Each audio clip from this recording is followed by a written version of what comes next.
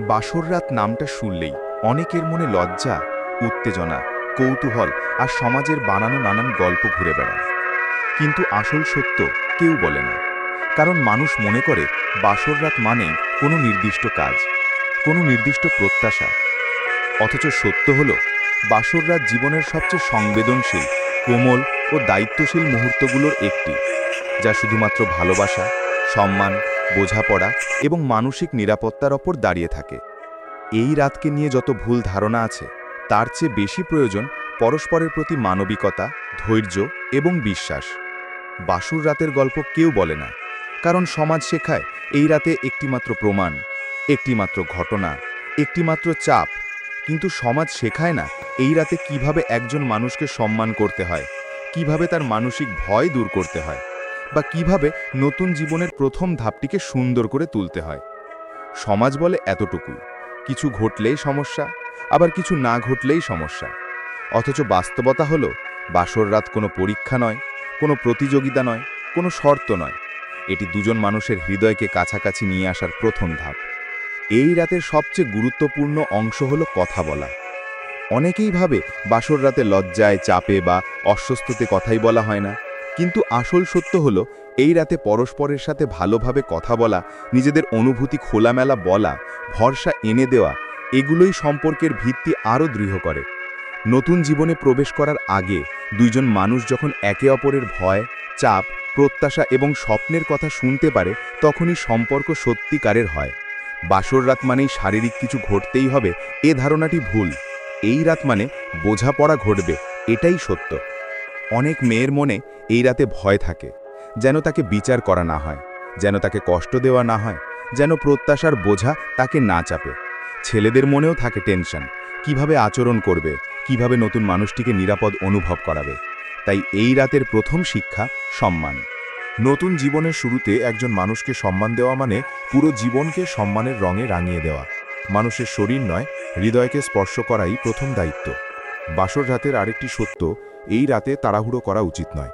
সম্পর্ক কখনোই এক রাতের বিষয় নয়, সময় হলো সবচেয়ে বড় সহায়ক।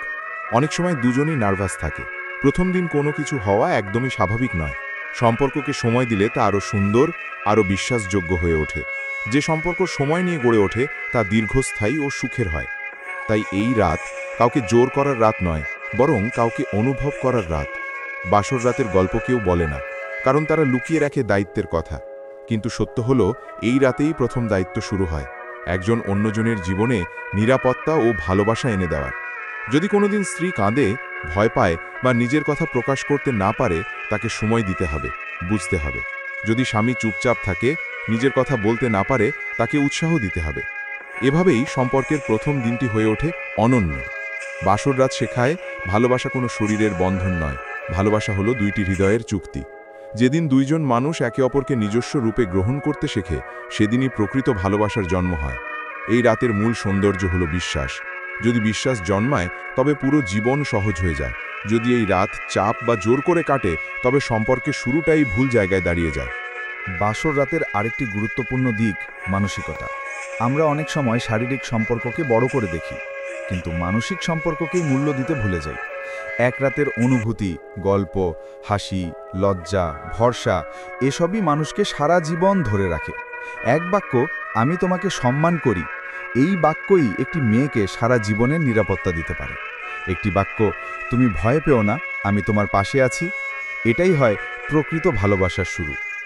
বাসর রাতের আসল গল্প হলো, দুজন মানুষ নতুন জীবনের পথে হাত ধরার প্রথম সুযোগ পায়।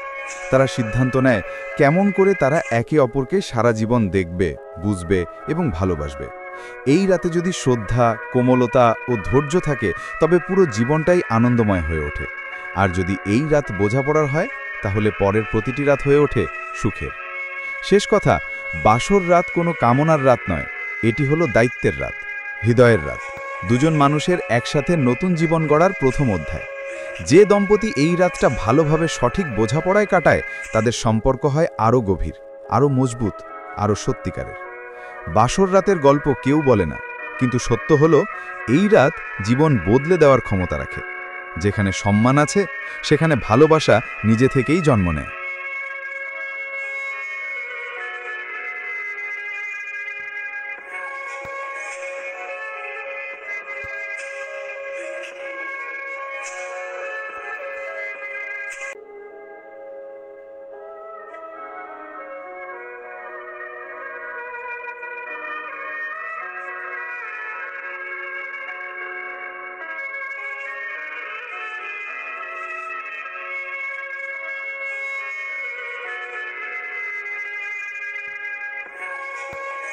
আপনি যদি এই চ্যানেলে নতুন দর্শক হয়ে থাকেন তাহলে চ্যানেলটি সাবস্ক্রাইব করতে ভুলবেন না।